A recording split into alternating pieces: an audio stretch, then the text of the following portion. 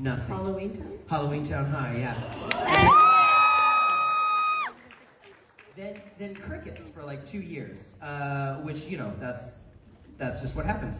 And so I got another audition for a Disney Channel movie, and I'm like, okay, well, after Halloween Town, I had to go back to work at Blockbuster. So I thought, you know, I mean, yeah, I'll take anything at this point, but not thinking it's gonna be anything. I went in, I auditioned for Troy, I got a call back, I met Kenny Ortega, he said, you're no Troy, you're great, you're totally Ryan. So go outside, learn these new sides, come back in. I did that, and then we had like the final callback was like a 7.5 hour Broadway style audition where there was like 50 of us all going for Troy, Gabriella, Ryan, and Sharpay, and they just kept whittling us down. We were dancing and singing and doing scenes and mixing and matching, and then I didn't hear anything for about a month, and I thought, well, that's over. And it was like late at night that I got the call, and it was like, you're leaving in 2 days, and so pack your bags. And it was like, okay. I've actually never heard that. Yeah. Funny enough, yeah. Oh, I didn't have that experience, clearly, because as you heard, That's why I told mine first. Yeah, yeah, mine's totally different. I did not have the 7-hour Broadway-style aspect of the audition, but I did audition for Gabriella, and I was awful. That's a fact. No, I really was. I was really bad. I was so bad.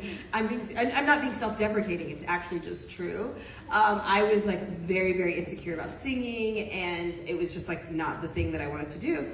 And so I remember at the end of my audition, the whole time I'm like talking, my hands are shaking, and the casting director asked me like, I was like, yeah, I just singing's not my thing, and they were like, okay, that's fine. Do you want to do it in the corner? Like, do you want to turn around?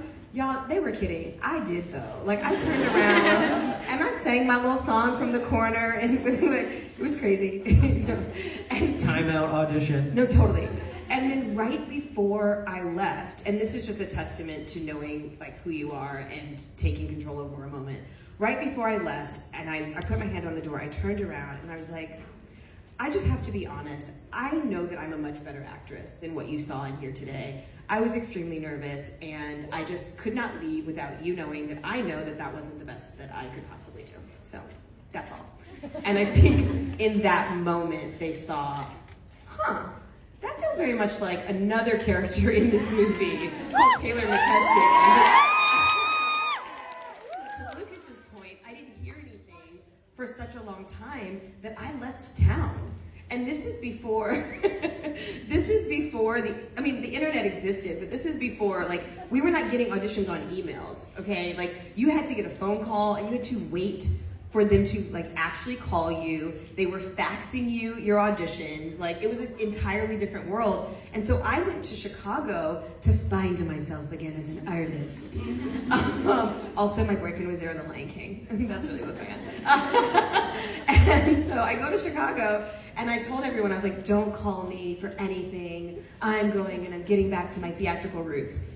3 days later, I'm getting calls from my agents, my managers being like, where are you? Like, you got a call back for that untitled High School Musical project for Disney Channel. I was like, I don't care. And they're like, no, I really think you do care.